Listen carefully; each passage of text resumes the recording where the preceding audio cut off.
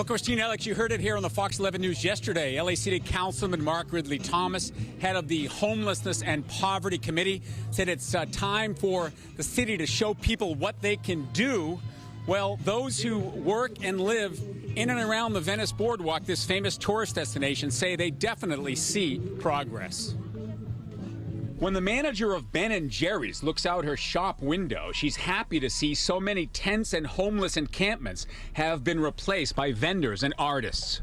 As of the past maybe week, it's actually improving, but prior to that, it's just ridiculous. It's unbelievable. It's the end of week 1 of a 6-week plan to systematically house the homeless and clean up the boardwalk. Whatever random things I found out here, this is all, found out here, left behind. 32-year-old Brian Assad, originally from Florida, says he's been homeless here for a year.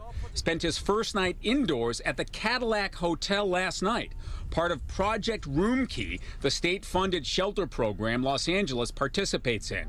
Brian's one of more than 70 the city says has accepted interim housing so far. People are taking the help, and then there's some people out here that, they just choose to stay behind.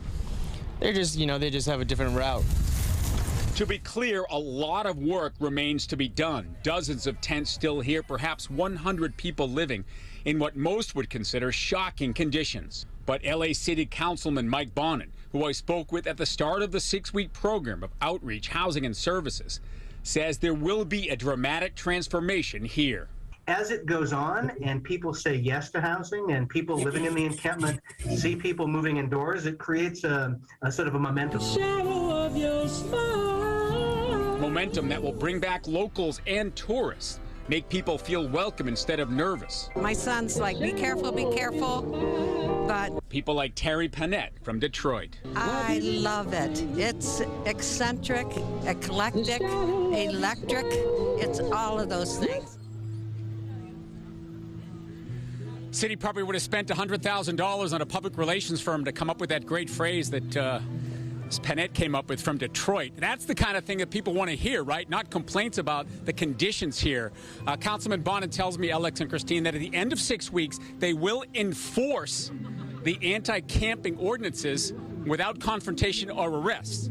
Now, remains to be seen how they'll do that. One thing we have not seen here is any members of Los Angeles County Sheriff's Department Homeless Outreach Services team. Live in Venice, I'm Phil Schuman, Fox 11 News.